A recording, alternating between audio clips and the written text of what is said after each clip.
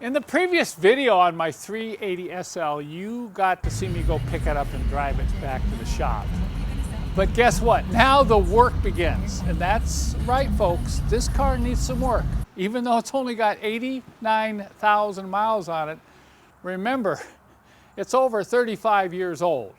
So even if you find an old, low mileage car, don't assume that you're not going to have to do anything to it. Particularly don't just jump in it and drive it cross country before you give it a full inspection. I would not jump in this car and drive it across country the way it is. I had Sean drive it back yesterday. It drove okay. It's got a terrible racket. Can you imagine picking up a car and driving cross country with the exhaust having holes in it, and the noise and the fumes that might get into the car? And you might not know that. The car may start and run okay initially, but suddenly the exhaust system is old, and by the time you go down the freeway 200 miles, you start blowing holes out the side of that old rusty metal. The other problem with this car is the shocks are real bad. Sean was complaining every time he floored it, the front end would lift up. Well, that's a real good indication, you know, that the shocks are bad. And once again, it's because the car's so old. It doesn't have anything to do with mileage. And you know, I said previously that this is a classic example of a rolling restoration, and that's what we're going to do. I've always said that the honeymoon is over after about 30 days. And if you have a car sit all torn apart more than 30 days, the motivation starts to wane. And if you have a car that's torn apart sitting around in pieces for more than 6 months or a year, you know, all bets are off. Most of these cars I go out and see, you know, people are going to restore them someday, and nothing ever happens until they're sold off for parts. So I really believe in rolling restorations to keep the motivation high, to keep the love affair, you know, fresh. And so that's what we're going to do today. We're going to start on the rolling restoration. Where do you begin? I said, you know, first things first. The first thing is a safety check. That's the very first thing you're going to focus on, particularly the brakes and the suspension and the steering and the fuel system.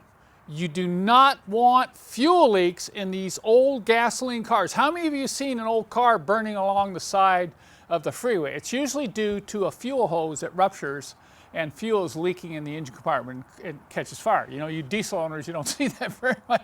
But when we drove this car right away, I knew that the shocks were bad. I could feel it the first time I drove it. I kind of suspected on these old cars, have probably never had shocks changed. Usually people think that, you know, 100,000 miles, you shouldn't need shocks. But particularly the back end, it's really jumping around. Now I'm going to open the hood and I'm going to fire up the engine, and you'll see why you wouldn't want to drive this cross country with an exhaust system that sounds like this one. Look at how clean this engine compartment is. I have not detailed it. I have not done anything to it. You know, it doesn't show any oil leaks or wetness anywhere. This is pretty amazing.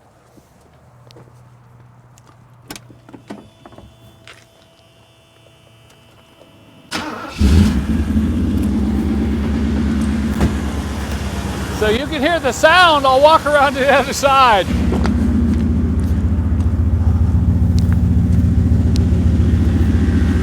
Somebody's going to say, well, Kent, that's really a cool rumble, but let me tell you, when you get on the freeway and you have that resonance coming up through the car, it's very annoying.